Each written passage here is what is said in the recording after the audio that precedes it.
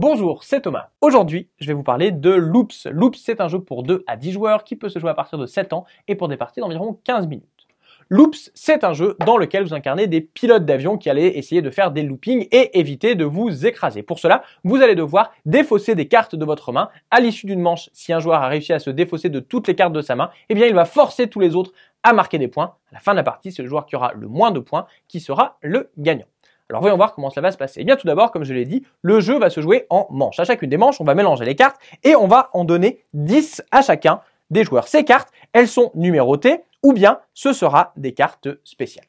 La manche peut alors commencer. Le premier joueur va tout simplement choisir une des cartes de sa main qu'il va mettre devant lui. Au début de la manche, l'assiette est toujours croissante, c'est-à-dire qu'il va falloir jouer des cartes supérieures aux cartes précédemment jouées et on va toujours aller dans la direction des aiguilles d'une montre. Donc c'est au joueur à ma gauche de jouer qui va devoir jouer une carte supérieure ou égale à la carte que j'ai jouée devant moi. En l'occurrence, il va jouer une carte qui est bien supérieure. C'est au tour du joueur à sa gauche qui, lui, va jouer deux cartes car elles sont identiques, elles sont de même valeur et elles sont bien de valeur supérieure à la carte qui est au centre de la table. C'est au tour du quatrième joueur qui va faire exactement la même chose, mais lui, eh bien, il va jouer une carte de même valeur. On peut toujours jouer des cartes supérieures ou de même valeur.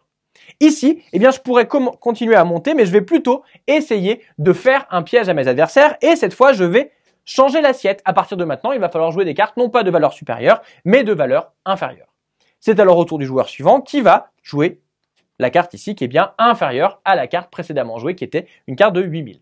Malheureusement pour le troisième joueur, celui-ci ne peut pas jouer de cartes inférieures ou égales. Dans ce cas-là, eh bien, il va devoir récupérer tout le paquet de cartes et l'ajouter à sa main. C'est alors au joueur à sa gauche de relancer avec la carte de son choix. C'est de nouveau à moi de jouer et je vais jouer une carte de valeur supérieure. Je me suis trompé, j'ai oublié qu'on avait changé l'assiette. Dans ce cas-là, j'ai fait une faute de jeu. Je récupère toutes les cartes et c'est le joueur à ma gauche qui va rejouer. Alors comme vous l'avez vu, il y a donc des cartes spéciales qui vont permettre de changer l'assiette, mais on va pouvoir également changer la direction, c'est-à-dire changer l'ordre du tour. On va pouvoir forcer nos adversaires à piocher un certain nombre de cartes. On va pouvoir défausser toutes les cartes de la pile qui seront enlevées du jeu. Et enfin, on va pouvoir jouer cette carte. Lorsque cela arrive, eh bien, ce sera le joueur le plus rapide pour jouer une carte qui correspond, eh bien, qui sera le prochain joueur. Si jamais les joueurs sont perdus, ils peuvent toujours utiliser le côté de la boîte pour se rappeler quelle est l'assiette et quelle est la direction du tour. Et à chaque fois, en fonction des cartes qui sont jouées, ça nous indiquera de quel côté tourner la boîte. Par exemple, tout à l'heure, j'ai changé l'assiette. On aurait pu tourner la boîte pour se rappeler qu'on n'a pas changé l'ordre du tour, mais que cette fois, on doit jouer des cartes de façon inférieure ou égale.